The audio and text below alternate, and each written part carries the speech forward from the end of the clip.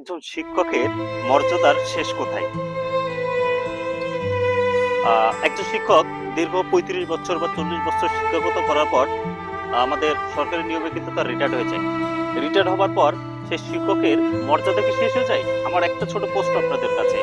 যদি শেষ নাই হয় তাহলে আমাদের সমাজে আমরা দেখে থাকি একজন শিক্ষক রিটায়ার্ড হওয়ার পর আসলে তার প্রতি সেই রকম শ্রদ্ধা আমাদের মতো ছাত্রছাত্রীদের কিন্তু থাকে না।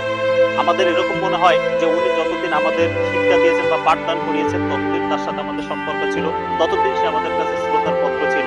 আজ সে আমাদেরকে আর পাঠদান দিতে পারছে না, এজন্য হয়তো তার শ্রদ্ধা শেষ হয়ে গেছে। আসলে এইটা সামাজিক একটা বাস্তব চিত্র। কারণ আমি দেখছি যে আমি দেখি প্রায় যে অনেক শিক্ষক যখন রিটায়ার্ডে যায় আসলে তাদেরকে সেই ভ্যালুটা সোসাইটি থেকে দেওয়া হয় না। আমি অনুরোধ করবো সবাইকে, একজন শিক্ষকের মর্যাদা কখনোই শেষ হয় না। যেমন আপনার পিতামাতার সম্মান এবং শ্রদ্ধা শেষ হয় না, ঠিক তেমনই একজন শিক্ষকের মর্যাদা কখনোই শেষ হয় না। এজন্য সবসময় চেষ্টা করবেন রিটায়ার্ড হলেও শিক্ষক আপনার কাছে শিক্ষকের মধ্যে থাকবে। আল্লাহ হাফেজ।